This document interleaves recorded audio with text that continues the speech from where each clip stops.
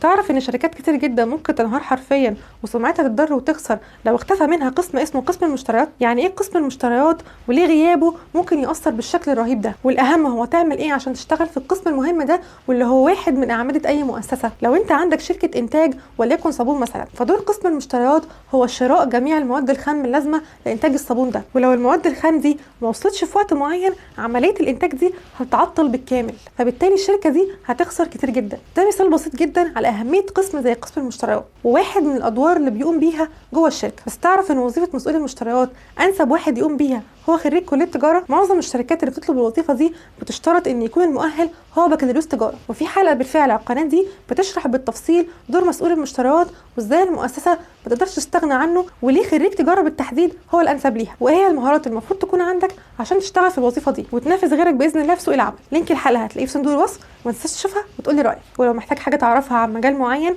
اكتبه لي تحت في الكومنتات وهعمل لك باذن الله حلقه مخصوص. وبس كده، سلام عليكم.